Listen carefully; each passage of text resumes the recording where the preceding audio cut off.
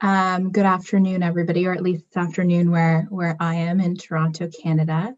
Thank you for joining me today for the Infographic Design for Knowledge Mobilization workshop. My name is Julia Levin. I am one of the Knowledge Mobilization Specialists at Research Impact Canada.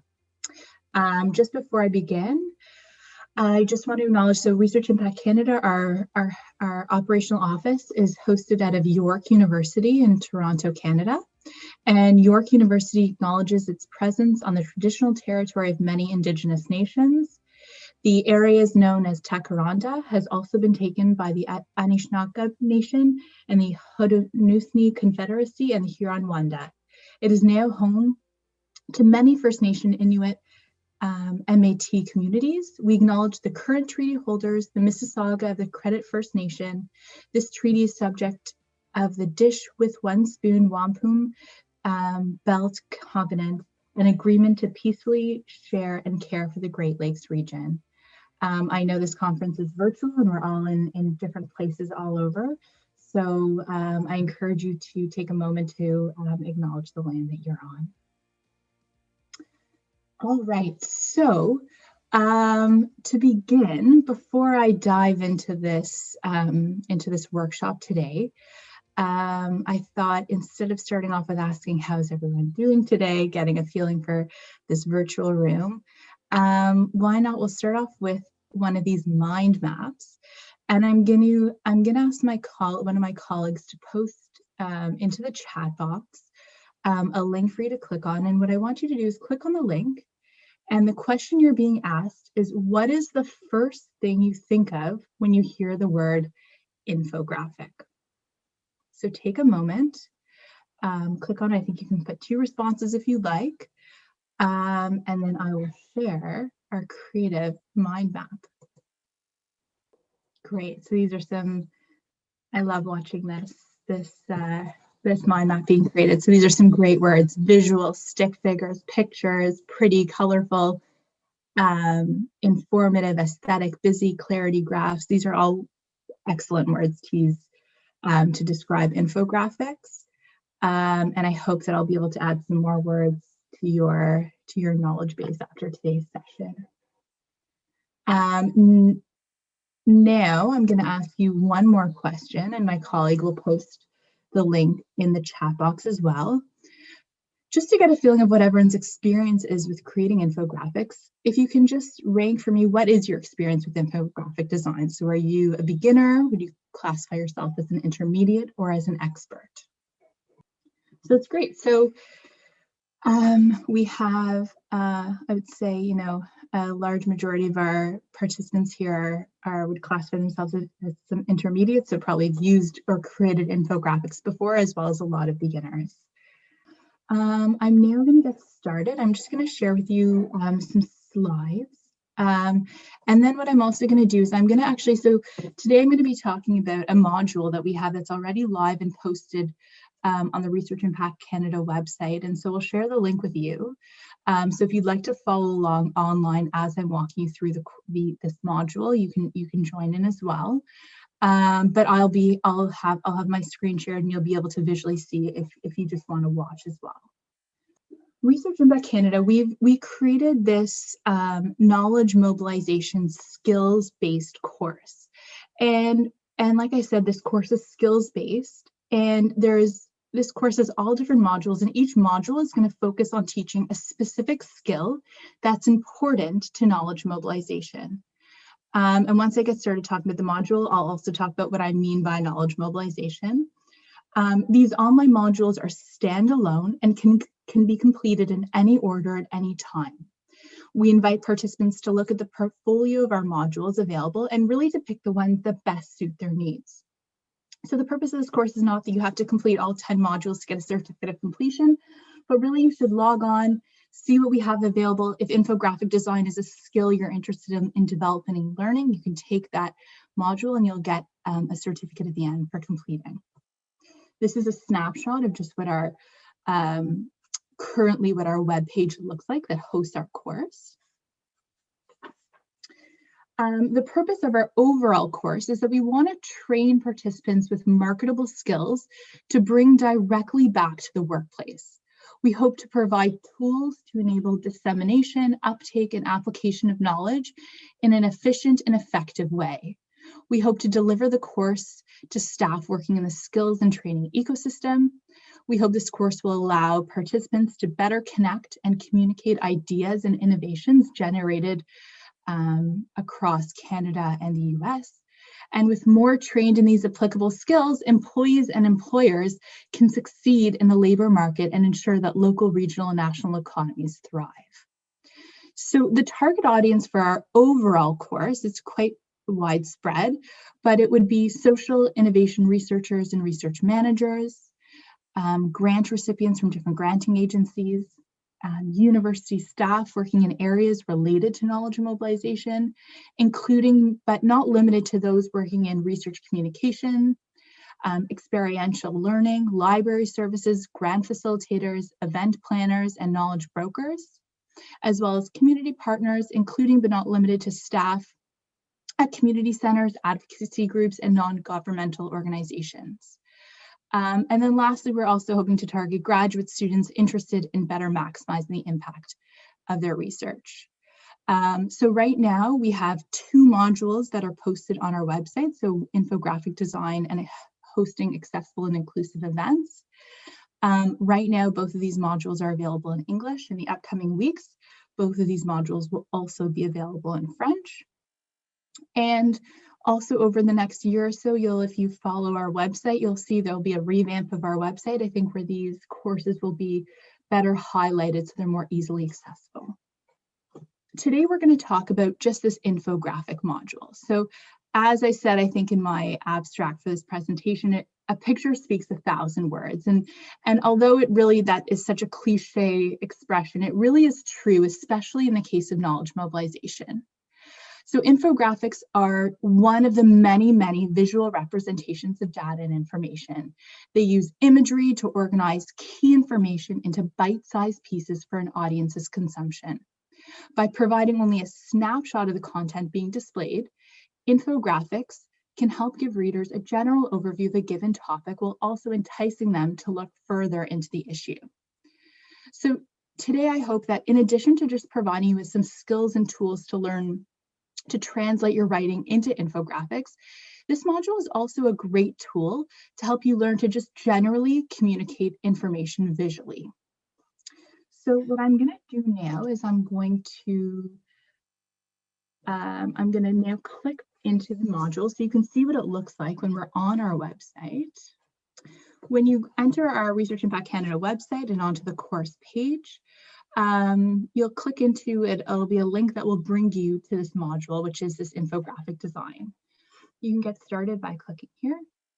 All of our modules are going to have printable transcripts, so useful for people who want to download all of the content that's in the module before they get started so that they can follow along with the script.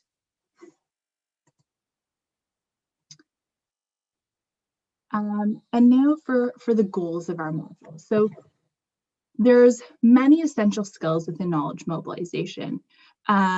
We've categorized, I think, 6 different skills, and one of them that we've considered as an essential skill towards knowledge mobilization is communication skills.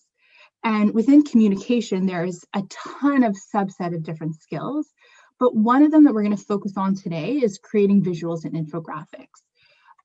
By the end of this module, we hope that you will learn the role of infographics in research and evidence mobilization, become familiar with the basic design principles for infographic, understand how to summarize research evidence for lay audience, and then be able to create your own infographic. So what is knowledge mobilization? Just to start, it's a definition that will be included in all of our modules just based on people coming from different backgrounds. So knowledge mobilization, or as the short form we refer to it as KMB, this is a definition from one of the granting agencies in Canada, the Social Science and Humanity Research Council.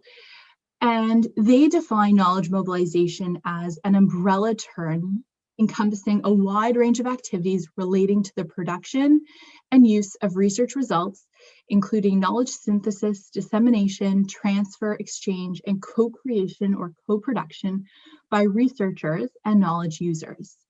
The goal of KMB is to maximize the impact of research and communicate these impacts as widely as possible. So one of the many tricky things about knowledge mobilization is it's not a universal term, and there's lots of different words that can be used to describe it. So other commonly used terms would be knowledge translation, or I know in the US, you also use the word broader impact. So before we dive into the specific topic of infographics, I think it's important to understand, why should we even use visuals? So why should we if we're researchers, why should we take our research and translate it into something more visual? First thing is, visuals are easy to understand. Visuals allow accessibility to all audiences. Visuals are appealing to visual learners. So there's been evidence to show that 65% of the population are visual learners. Visuals help us to increase our willingness to read.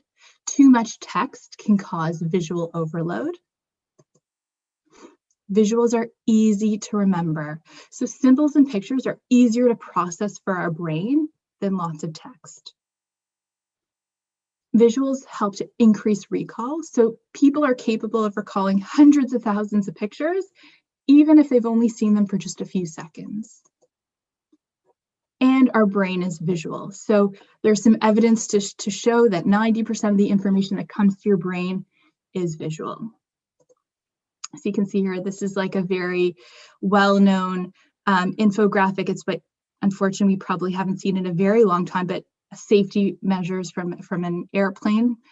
And the point of this infographic is that it could be understood by anybody who speaks any language, of any literacy level, would be easy to understand. As I was creating this, another very common infographic that is the first thing that comes to my mind is, I think of IKEA instructions. When I'm building IKEA furniture, to me, it's like one of the most classic visuals I think IKEA created all of their building instructions just using visuals, because the point of it is that they don't need to translate it when they ship all these products out to different countries. So let's check our learning, and we can just do this when you're actually doing this module yourself, self-directed at home. You can take this quiz, but we'll just do it by, perhaps you can just put your answer in the chat box. So infographics are a combination of data visualizations, illustrations, text, images, and together they tell a complete story. So if you could just put in the text box, do you think the statement is correct or incorrect? All right, so we will go with the excellent. You all passed the first test, so we can carry on.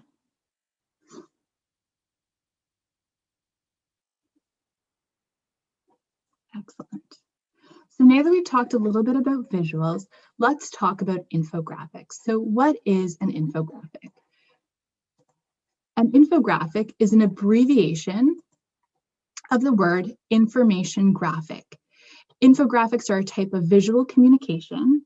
They help us take complex research information and translate them into short, precise text with engaging visuals in one or fewer frames.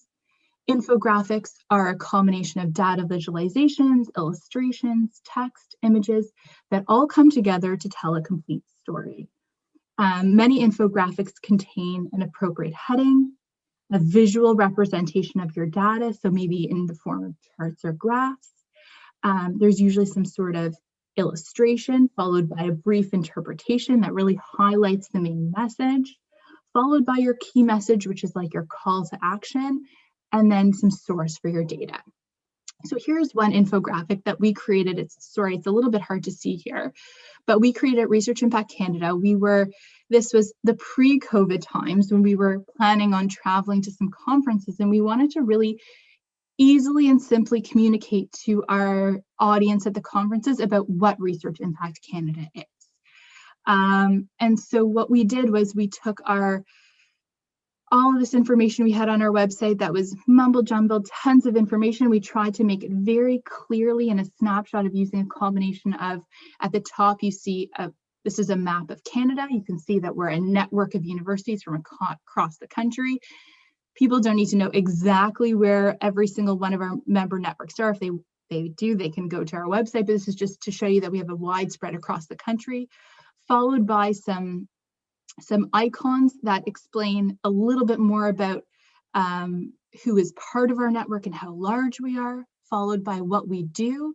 And when you're able to go into our website, you can take a closer look at this infographic and see we bold kind of out some really important words. So for somebody who's scanning this infographic quickly, it really jumps out at them, followed by some social media posts.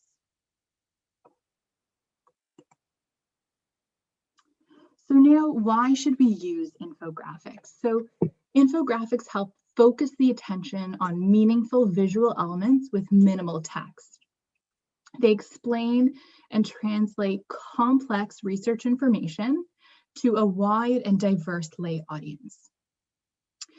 They can be adaptable to different media. So to whether it's what I just showed you before, what we created was going to be for a brochure that we were going to physically be handing out. But we've also snapshotted into our infographic that we've created so that we can post it on social media, Twitter, LinkedIn, and sources like that. And as I go on today, I'm going to talk about how to create infographics based on the media that you're trying to communicate it through. And infographics also help us relay information quickly, effectively, and efficiently. So there are a ton of different types of infographics. Today, I'm going to just speak to you about 9 different types of infographics that are the most commonly ones that I researched. So the first one that I'll talk about today is a visual article. So I'll show you an example. So each one I'll explain to you what the type of infographic is, followed by just showing you a general example of what that infographic looks like. So here's a visual article infographic, which is really the point of it is to make a piece of writing more visual. So this is an infographic that was created by the Conference Board of Canada, and it's called Blazing the Trail, and it was really a summary of, I think it was a 48-page report, literature on cannabis use and its potential impact on the workplace. So, you know, it maybe is slightly a little bit of an overwhelming infographic, but it really did a great job of taking this very extensive scientific report and summarizing it using all different elements of images with some text and statistics as well. Then we have list. So a list infographic, what it does is it supports a claim through a series of steps. So this infographic was created based on a paper that we co-produced with another institution on the benefits of community practice. And this infographic was embedded within the report. And it was also another very long, I think, 25-page report, but we really wanted people to be able to, if they're just flipping through the report quickly, a snapshot of just listing out what the benefits of a community practice. And I think this infographic really easily highlights this for readers. Then the next type of infographic we have is comparison. So this is a little bit more text heavy, but comparison is an infographic that tries to compare two things head to head. So this is an example from another report that Research Impact Canada co-created with an institution, comparing different methods to conduct a needs assessment. So you clearly can see at the top, it lists for you the 3 different methods followed by the pros and cons, and it's a really quick snapshot of, it was like a 2 or 3 page part of the report that talked about this. But this is much faster and easier for a reader to view. Then we have statistical infographics. So again, this is, sorry that it's small and you can't see it, but really the point of it is just to see that a statistical infographic communicates data through charts and visuals. So this was created by the Conference Board of Canada, and it discusses how different provinces within Canada rank in health indicators. So this is maybe a little bit more not relatable to the general public, but if somebody wanted to get a quick, brief snapshot, they could quickly look at these graphs and charts, and it communicates what the author is trying to tell us. Then we have a timeline infographic. So timeline tells us the story in a chronological way. So on the RIC website, we have something called a knowledge mobilization toolkit, which is a place where you can go to get different resources to help enable you to do knowledge mobilization. And we were asked lots of questions about how did we create this toolkit and what was the peer review process like. So we created this very simple infographic to show the timeline of events of how this toolkit was created so that hopefully can be used by other organizations who are doing a similar process.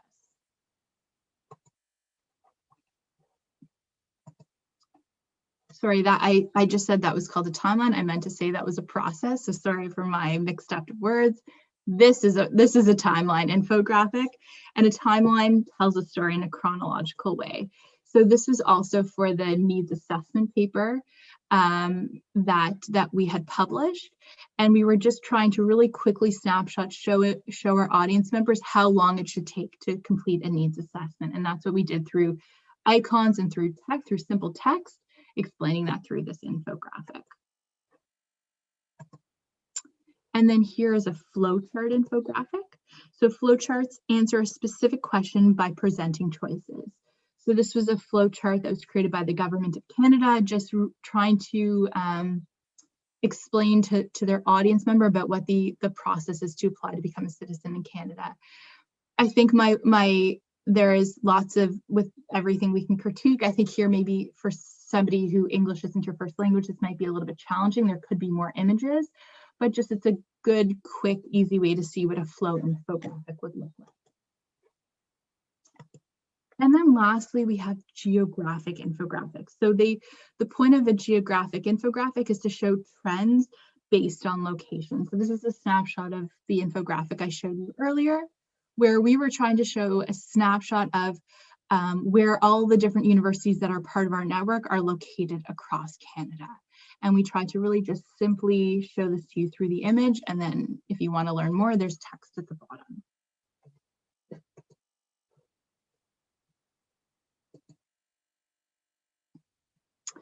All right, so we will do another quiz, another pop quiz, and we can just post the what you think your answers are. This might be a little bit harder to post in the chat box, but why use infographics and visuals? And we can check all that applies. Visuals are a powerful tool to relay information quickly and efficiently. Does anybody in the chat box think this is correct or incorrect? We'll mark that as correct. Infographics help translate research into action in a clearer way. Awesome. The more visual a message is, the more likely it's to be remembered. We want to use visuals because people are capable of recalling many pictures, even when having seen a picture for only a few seconds. A high percentage of our population are visual learners. And how about this last one? Infographics help cram as much information as possible into posters, slides, and graphics. Post in the chat box if you think that is correct or incorrect.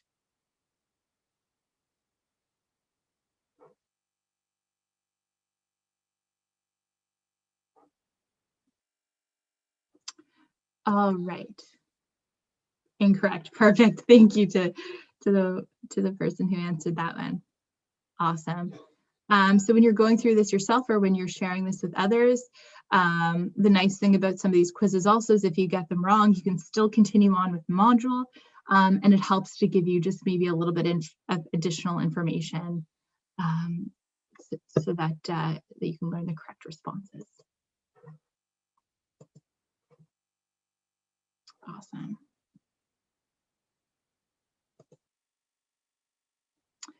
All right, so now we've talked about why use visuals, what is an infographic, why should we use it, what are the different types of infographics.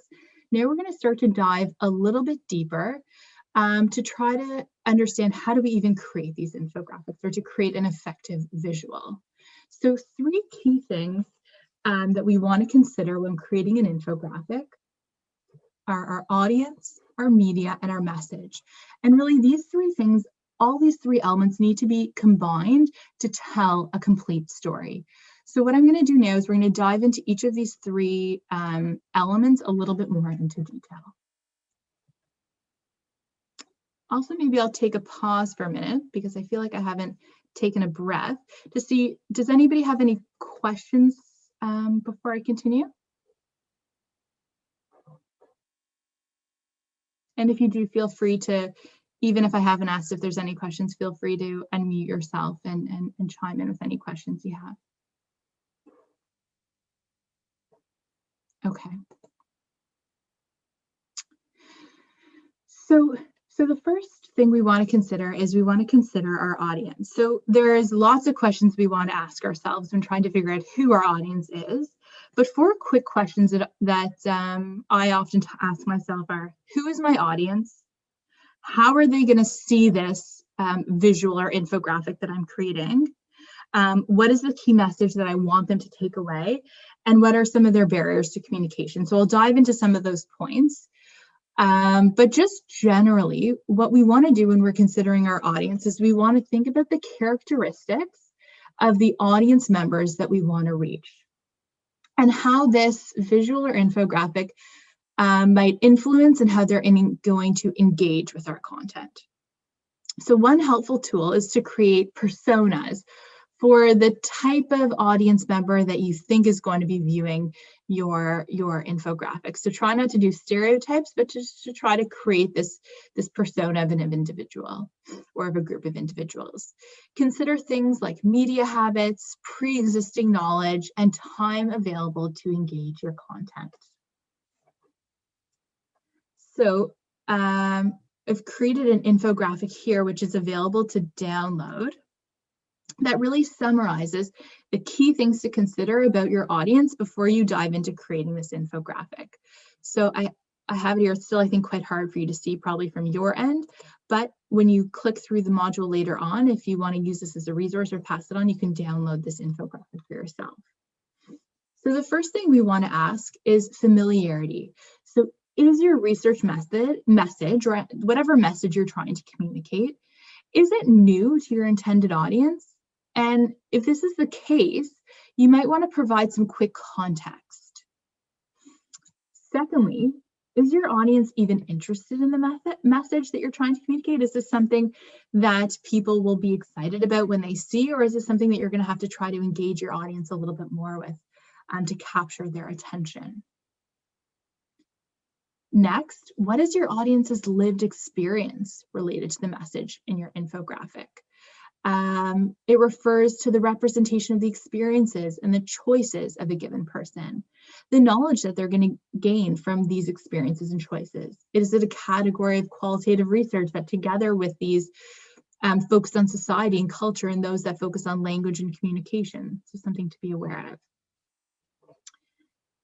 The next thing is diversity. So when using images in your infographics, it's really important to ensure that you use images and icons that include people from a wide range of races, ethnicities, genders, sexualities, abilities, body images, and life backgrounds. And later on in this module, I'm going to provide you with resources for a few different free sites where you can download a wide range of diverse images. So if you're looking for people or icons to depict, to use for your infographics, these are great resources that you can use. Media preferences. So research shows that the preference for using one media over the other is stratified across gender, age, socioeconomic status, and other factors. And there's a great article here put out by Ryerson University that talks about, this is more Canada focused, but the state of social media in Canada. But I think this is like, it's its own entirely whole course could be on social media and how to create visuals that target the type of audience that you're trying to hit. I'm just going to actually take a pause just to elaborate further on this. I'm going to show you another image. Let me just click through here.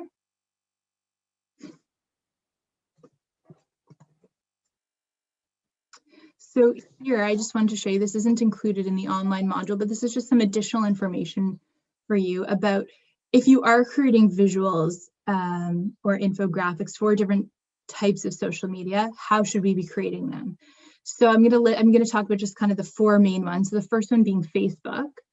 And what we know is that Facebook, this pie chart in the middle shows you what the most commonly used age for Facebook. So it's about the 25 to 36-year-olds, followed by the 35 to 44-year-olds. And so this is something you want to consider when you're creating things for Facebook, that you want to remember that this is your age that's primarily going to be viewing it. Also, viewers of Facebook tend to be of higher education, as it has the second highest brand post engagement rate, and video posts have the highest user engagement. So if there are some video content that you're able to add to your visual as well, it's an added benefit. LinkedIn, another social media, as you can see, your largest audience base comes from the age group of 25 to 34-year-olds. It's the fastest growing demographic is for recent post-secondary graduates, and it's mostly used by working professionals. So something to consider as well when you're creating that, perhaps, you know, like the, I think it was the statistics infographic I showed you was a little bit more of would be for a higher literacy level, education level audience, that perhaps would be better targeted towards posting on something like LinkedIn. Then we have Instagram, which is really also has a widespread age group, but the highest age group, again, between 25 to 34-year-olds, but also large uses between the 18 to 24-year-olds and 35 to 44-year-olds.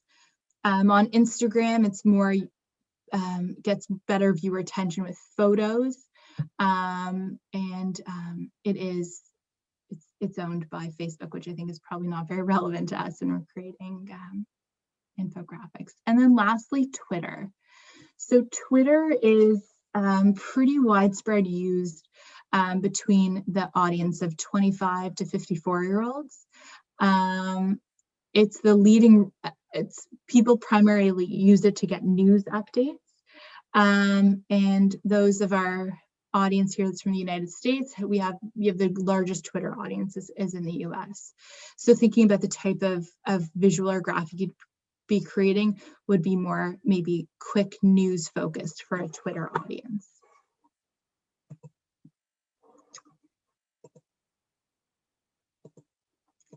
I'm just going to go back now to our module. So that was a little bit diving a little bit deeper into the media preferences. Then also something to consider is the literacy and numeracy of your audience. So consider whether your audience or the expected viewers of your infographic, can they read the language level you're using, and can they understand the basic statistics or the other quantitative language you're using? And just like I said, that's why IKEA instructions are perfect, because I think they could really easily be understood by anybody. Or I say that I'm usually the one watching the person building the IKEA furniture, not the one doing it. But the point being that you need to understand where your audience is coming from, what their literacy level is, so that you can create a visual that can be read by them. When and where. So where will you present the infographics? So some infographics are designed to be read at a glance by maybe somebody entering a healthcare service, but other infographics may be targeted towards youth on social media, and it's important that we use concepts that are popular in current culture. Some infographics may be targeted to individuals living with specific conditions or disabilities, so to take that into consideration as well. And then lastly, what is the body abilities of your audience? So things to consider is, for example, the text and font sizes. So fonts should be in a size that can be read by your audience. So if your infographic is going to be hosted on digitally, then we know that you can zoom into it like I've been doing throughout this module today. But if it's something that's going to be printed out, posters, brochures, can't be zoomed in, then you want to give even more attention to the size of your fonts. Sans serif fonts have increased readability compared to serif fonts. And one other option is to instruct the audience of how they can zoom into your infographic if it is something that's hosted digitally. Something that's very important if your infographic is online is to use something called alt text.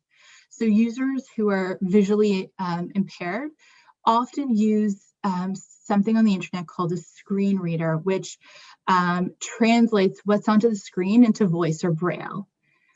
And so it's important that with any image that you have created online, that you also put text to describe what's in the image, because otherwise what will happen is the screen reader will skip over your infographic or your visual. And you want to make sure that it's a very plain language alt text that you're including, so that the screen reader can let the audience know that the infographic is there and what it's all about. And like I said, if there is no alt text, then your infographic is skipped altogether.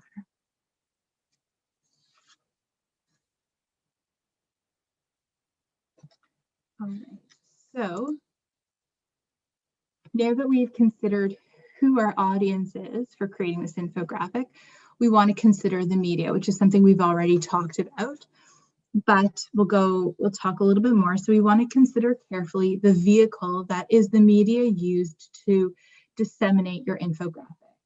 So many types of media can be used to carry and deliver infographics. However, not all people are created equally and are attracted to media in the same way. So these are kind of 4 different categories of places that we thought infographics can be seen. So like we said, social media, Facebook, Instagram, and Twitter. And like I said, a whole other course could be designed just on how to create visuals for these social media platforms. Is your infographic going to be seen in printed media? Is it going to be part of posters, brochures, leaflets? A lot of these infographics that we've created and that I've showed you already are embedded into reports or documents, a part of institutional documents. Or are these infographics going to be seen in online and in-person presentation materials? So we've considered our audience, we've considered the media, now let's consider the message that we're trying to communicate. So here's a 3-step structure for planning your message that you're trying to communicate. Number 1, you want your audience to understand, you want to move them, and you want them to act. So I'll show you a little bit more in detail by showing you examples of other infographics of how they've done this. So for number 1, for understand, you want to make the viewer understand quickly and precisely what is this message you're trying to tell them. So for example, this is just one example put out that talks about fatal injuries in agriculture, forestry, and fishing in Great Britain. But I can really quickly and easily understand from this infographic, based on the fonts, the text, the way that they bolded certain text, I really understand the message that was trying to be communicated here. Next, you want your audience to feel something. So you want to make the viewer feel something about the research or the evidence that's being presented.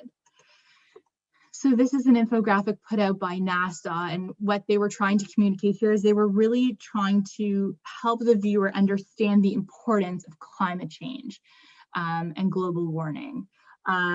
And so through a mixture of statistics, images, and text, that's what this infographic is trying to move the audience to feel.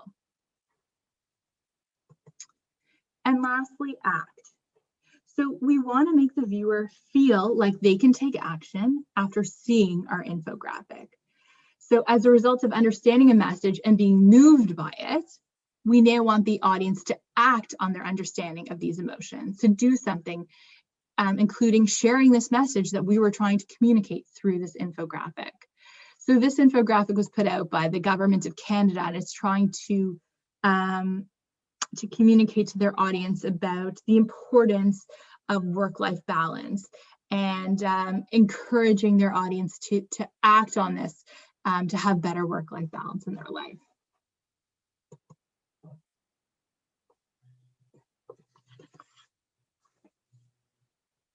All right.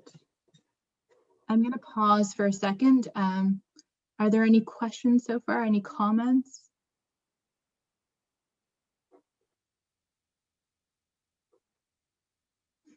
No, and I'm actually having a little bit of a hard time seeing the chat box. So if there is a comment that comes out, feel free. Oh, perfect. Awesome. Okay. So now moving on to the barriers to communication, which is something I said we have to consider from the onset of creation of our infographic. So there are a ton of barriers, but I've just listed 7 common ones here. The first one is, what's the cultural context and beliefs of your viewer? What are their expectations and stigma? Are there language barriers? Use of jargon. So jargon is just a very fancy word for using professional or language that's only understand in that professional group. So for example, if I kept saying can be, and you have no idea what I'm talking about, people in the knowledge mobilization field would know about it, but important to ensure that you're not using these acronyms, shorthand that not everybody would know about. Internet access. So perhaps you're creating this infographic on a piece of research that you want to get out to the public, but are the people you're trying to reach and you're putting it on a website, do they even have access to internet to view this infographic? How about visual impairments and other impairments and disabilities? So like we talked about earlier, considering the font sizes, the type of fonts that you use. Lack of foundational knowledge. So will your viewers know anything about this before they've seen your infographic before? And if not, to provide some context.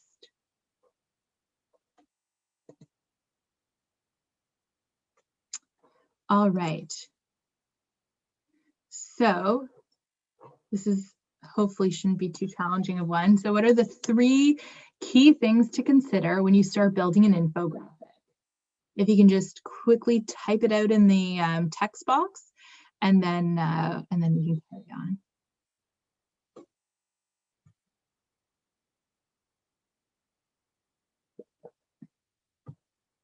And if you don't feel like typing it out, that's all right as well. That's the beauty of having me moderate this workshop.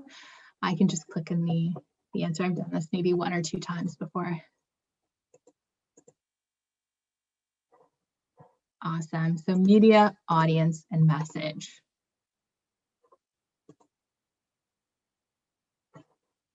Perfect. So like we said, the 3 key things to consider when building an infographic are your audience. Consider the characteristics of the audience members you want to reach, how this might influence how they engage with the content. Media, infographics are highly suitable for media that provides immediate impact, such as social media or posters. We want to consider where and how your infographic will be seen. And lastly, the message that makes the audience members pay attention, understand the key messages, feel something related to the message, but then ideally we're empowering them to do something about it.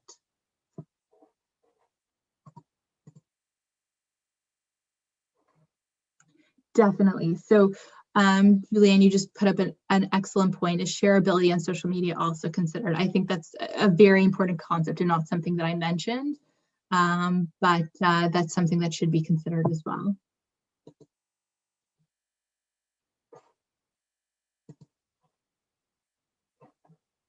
All right.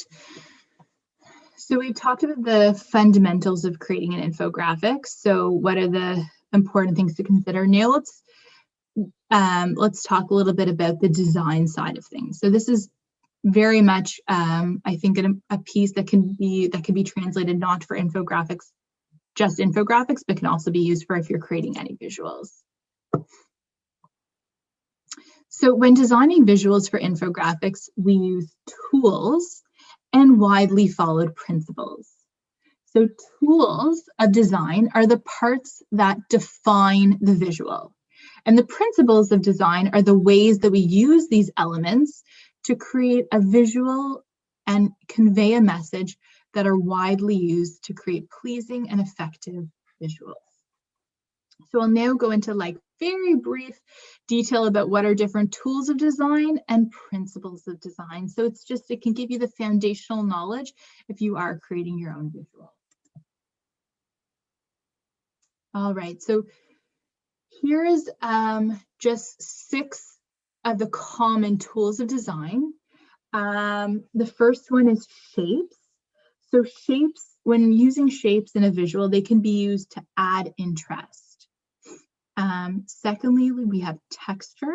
So textures can be used to create a more 3-dimensional effect to our visual.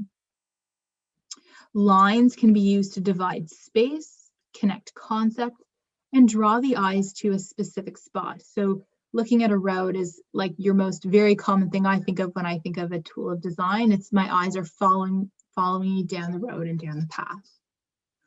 Next, we have values. So values refer to how light or dark something is and how it can create emphasis.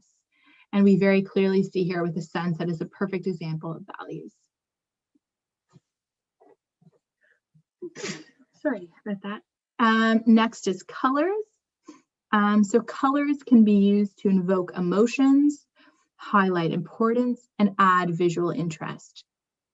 So another important thing to remember about color is that there's lots of resources out there, and I link you to some later on in the module about resources you can use to understand what emotions every color emits. And also something to consider is color blindness, and to put your visual through a color blindness checker, which I also have a resource for you at the end of this module as well that you can use as a tool. And lastly, we have size and scale. So size and scale help you add interest and emphasis into your visual.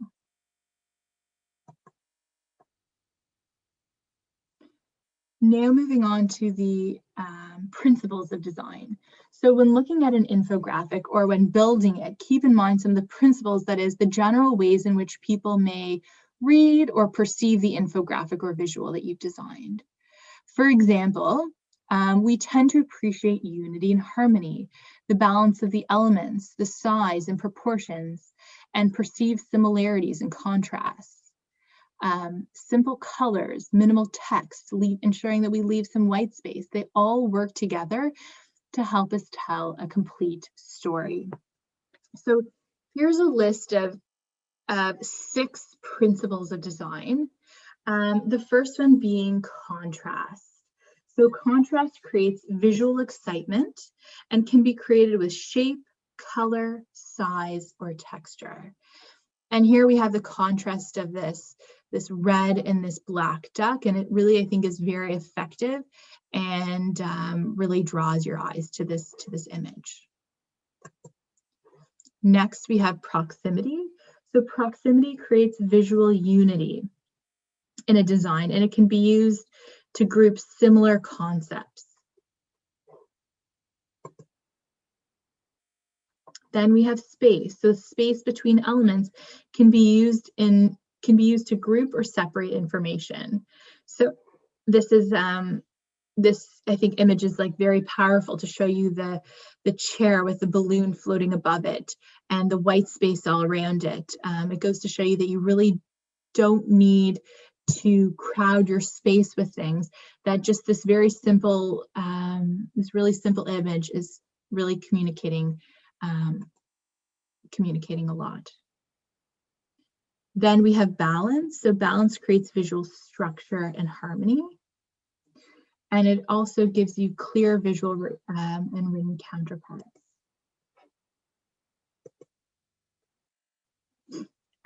Repetition establishes consistency, and repetition is actually also visually appealing. If you place 3 items in a row, the reader's brain will see it as a series or a logical sequence. And like I said here, I feel like I keep referring to assembling furniture, but the visual instructions for assembling furniture. And alignment. So alignment of objects creates visual connections between them. The alignment of visual, written, and audio elements creates a visual connection between them. The reader tends to assume a linear story, and we've really been socialized to do that.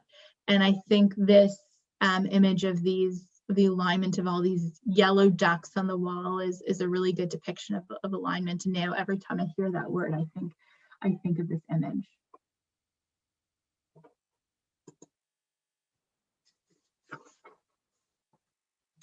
So I'm now going to take us to an example of an infographic that was actually created in the 1930s.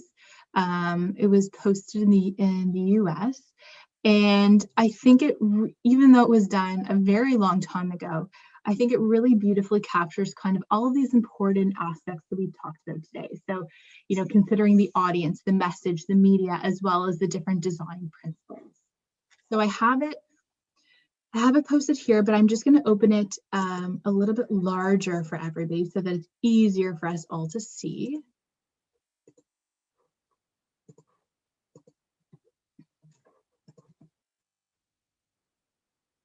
All right, so like I said, this poster was released in 1936 as a public health campaign in the US to promote good oral hygiene.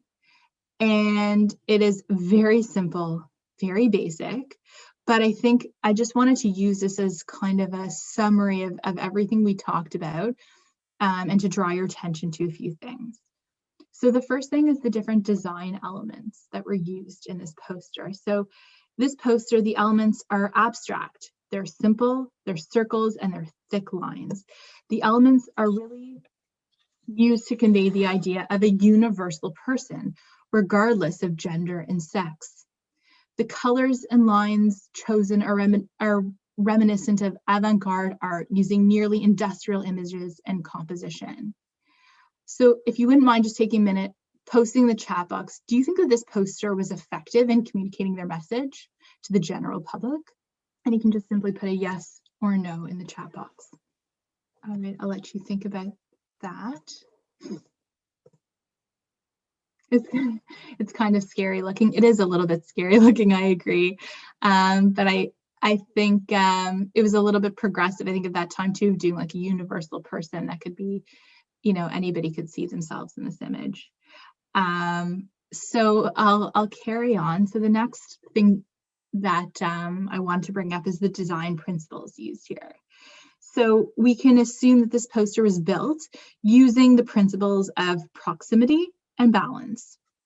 And even though, as I've said, it really doesn't portray a real person, it shows a universal person using circles and lines to represent a universal body. The colors used here were probably on vogue at the time that the poster was designed, because infographics always try to make an effort to stay diverse and current. And then the last thing is thinking about how this poster considers the audience. And the message is really simple and clear. Keep your teeth clean. And so I think people with low or high literacy level can understand the message that was trying to be communicated here. And I'm just making the assumption that it was probably aimed at a wide audience, that this message was trying to be communicated to adults as well as youth and children. So a question I'm going to pose to the group again is, do you think this message was too simple? If you can just put a yes or a no in the chat box. So was the message that this poster was trying to communicate too simple? Okay, so that's a great, so we're getting some mixed feedback about how useful this poster was. And I think there was a great point that was brought up here. Why would someone feel persuaded by this? It just says keep your teeth clean, but why? And that's a great question. I think that I would love to know if that was something that was considered when this was initially created, and perhaps they didn't even, the designer didn't even want to go into that much detail. It was really just meant to put the word out there about the importance of oral health. So I'm going to head back into the module. Here we go.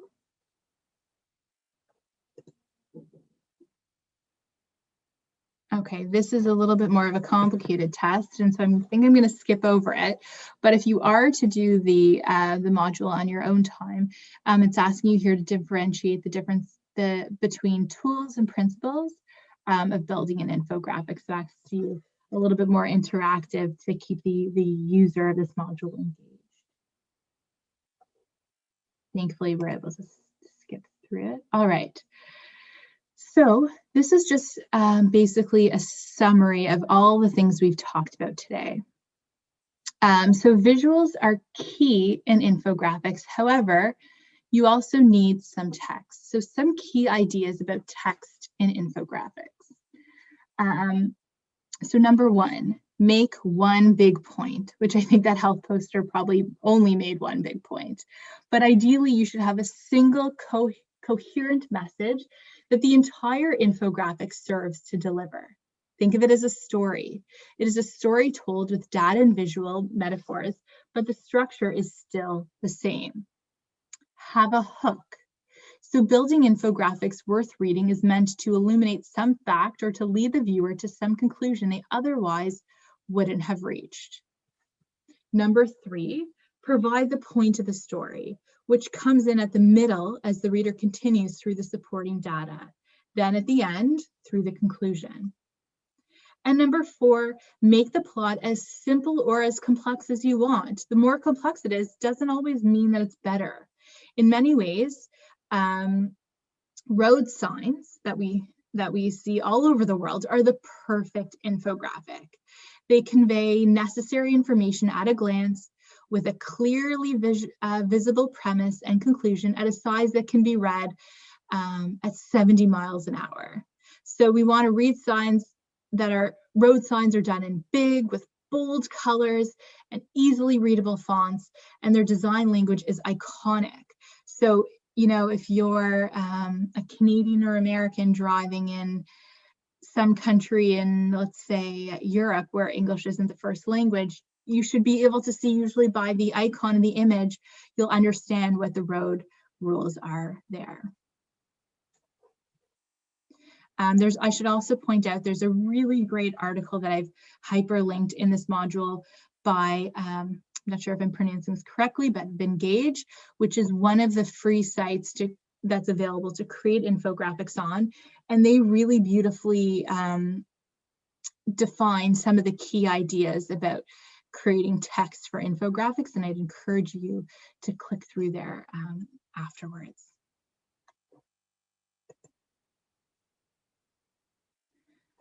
All right. So let's do our very last quiz for this module. And then I'm gonna just end off with some top 10 tips to creating an infographic, followed by a little activity, now that I've been talking your ear off for almost an hour. So let's end this off with check your learning. So writing for infographics is not easy. In research, it's usually done collaboratively. So let's see what key messages you picked up so far to write text for infographics. All right, so what are some of the key ideas regarding the use of text in infographics? And we can check all that applies. Do we want to enter as much information as your infographic format allows for? Try and tell one story in each infographic with a few clear sentences, phrases, and significant words such as danger. Place all the text together at the bottom of the infographic, or always start in the middle, then tell the conclusion, and then the introduction to your topic, accompanied by confronting visuals.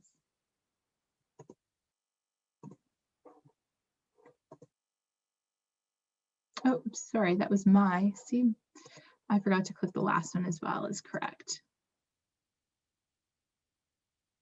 Had to end off with a bang.